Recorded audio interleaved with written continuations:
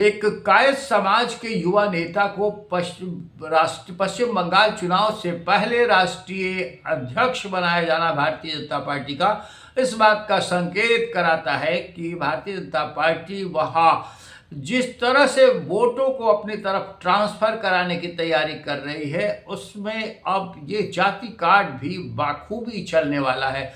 और अभी हाल में इस तरह के संकेत भी मिले कि वहाँ की जनता टीएमसी के आतंक राज से मुक्ति के लिए किस तरह से गोलबद्ध होकर के भारतीय जनता पार्टी के पक्ष में आती नजर आ रही है।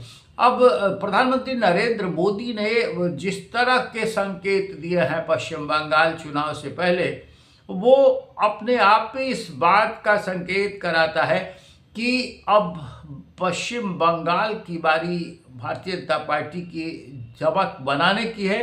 प्रधानमंत्री नरेंद्र मोदी शनिवार को कोलकाता एयरपोर्ट से नदिया जिले के राणाघाट में आयोजित कार्यक्रम को फोन से वर्चुअली संबोधित किया। दरअसल प्रधानमंत्री नरेंद्र मोदी वहां जाना चाहते थे, लेकिन इससे वहां चूंकि अभी सबसे ज़्यादा कुहासे की वजह से उनका हेलीकॉप्टर वहां से उड़ने के बावजूद आसमान के चक्कर लगाकर वापस कोलकाता लौट आया। उन्होंने वहीं से वर्चुअली संबोधित किया। कोलकाता एयरपोर्ट से ही अपनी बातें उन्होंने लोगों को वहां की रैली में संबोधित की। मोदी ने कहा, ऐसा नहीं है कि बंगाल के विकास के लिए पैसों की कमी कर रहा है केंद्र सरकार की तरफ से, कोई कमी नहीं होने दी जा रही है, लेकिन यहाँ की सरकार सिर्फ कट और कमीशन में लगी रहती है। पीएम ने कहा कि आज भी बंगाल में हजारों करोड़ के प्रोजेक्ट अटके पड़े हैं। मैं बंगाल की जनता के सामने अपनी पीड़ा रखना चाहता हूं। टीएमसी की जनता के सामने अपनी पीड़ा रखने के साथ साथ उन्होंने कहा कि मोदी का 1000 बार टीएमसी विरोध करे, ममता बनर्जी लाख बार करें, लेकिन मैं ये बात नहीं समझ पा रहा हूं कि बंगाल के विकास को क्यों रोका जा रहा है।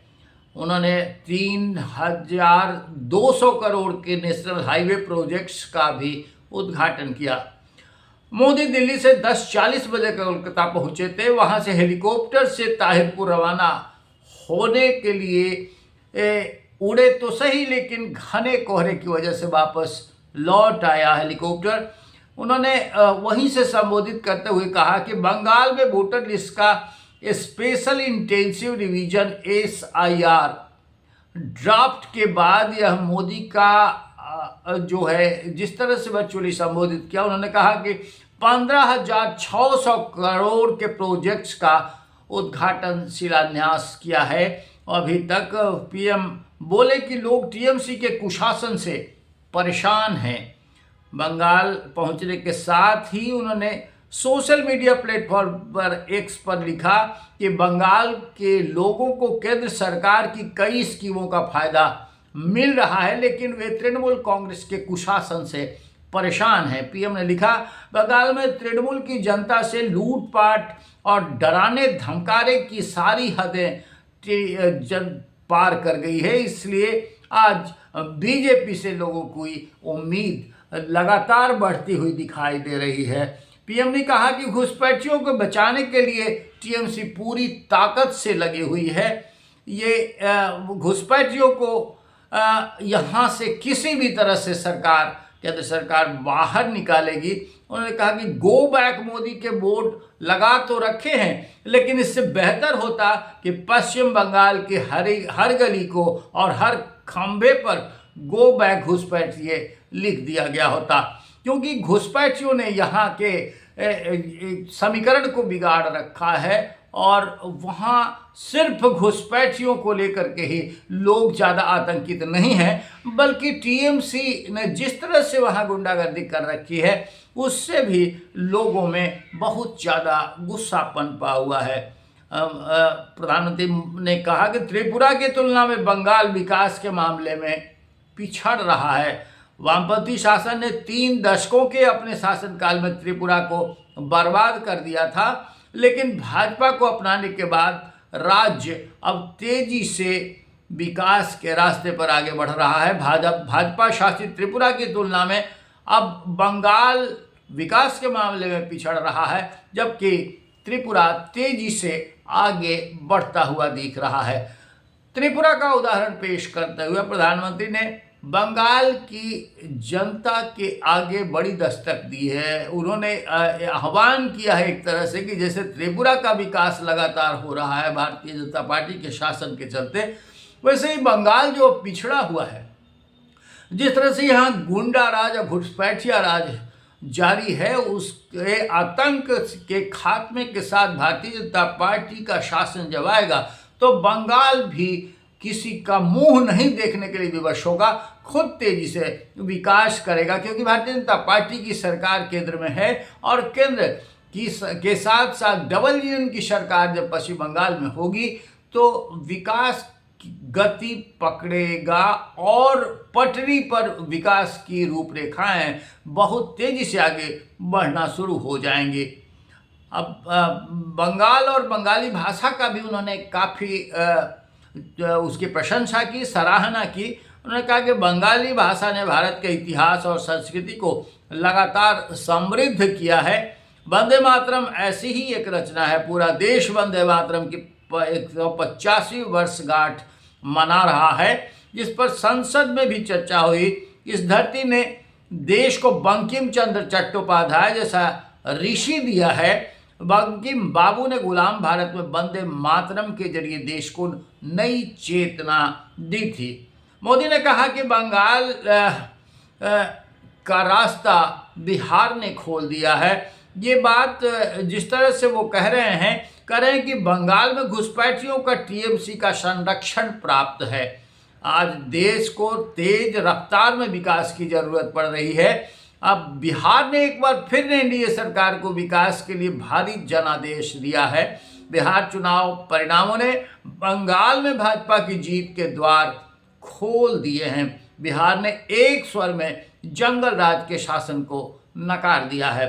20 साल बाद भी बिहार की जनता ने भाजपा एनडीए को पहले से अधिक सीटें दी है। अब हमें पश्चिम बंगाल को महाजंगल राज से मुक्ति दिलानी है।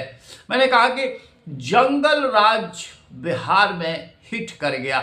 जंगल राज के खिलाफ जनता एकजुट हुई और अब पश्चिम बंगाल में मोदी जिसे महाजंगल राज कह रहे हैं, वाकई वो टीएमसी का आतंक है, घुसपैठियों का आतंक है। इसके खिलाफ जनता का आह्वान करते हुए उन्होंने जनता की नब्ज टटोली है।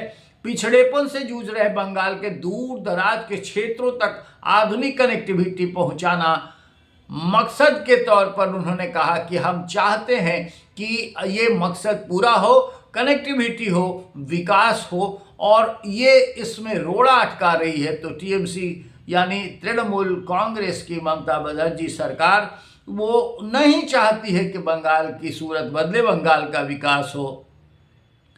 और इसके साथ ही पश्चिम बंगाल की जनता से प्रधानमंत्री ने आह्वान किया, हाथ जोड़कर कहा कि भाजपा को एक मौका देकर देखिए, भाजपा की डबल इंजन सरकार बनाकर देखिए, फिर देखिए कितनी तेजी से यहाँ विकास होता है।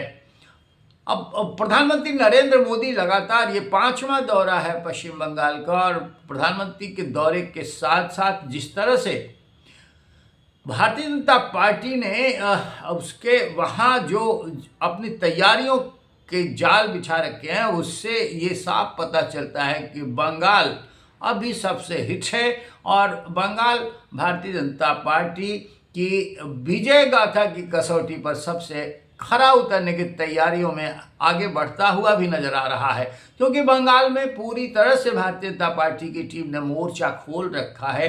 अब जब एसआईआर में के बाद ड्राफ्ट आया है तो उस पर सरकार की चुप्पी ये साबित करती है कि कैसे घुसपैठियों को लेकर के मकड़जाल बुना गया था वोटरों का। उस पर चुनाव आयोग का हथौड़ा चलने के बाद अब पार्टियां जिस तरह से मूक दर्शक बनी हुई हैं, भारतीय जनता पार्टी को ये कहने का मौका भी मिल रहा है कि किस तरह से एक वोटों के जरिए वोट चोरी के जरिए पश्चिम बंगाल की टीएमसी सरकार और गैर भाजपा सरकारें अपना कब्जा बनाए रखना चाहती थी। अब बंगाल की जनता जिस तरह से उबाल खा रही है, थोड़ा सा उसे मौका मिल जाता है तो निश्चित रूप से बंगाल की धरती से फिर एक बार केसरिया झंडा लहराता हुआ नजर आएगा।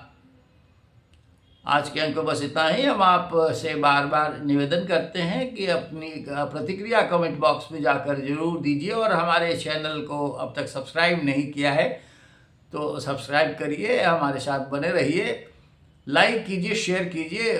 फिर मिलते हैं। नमस्कार।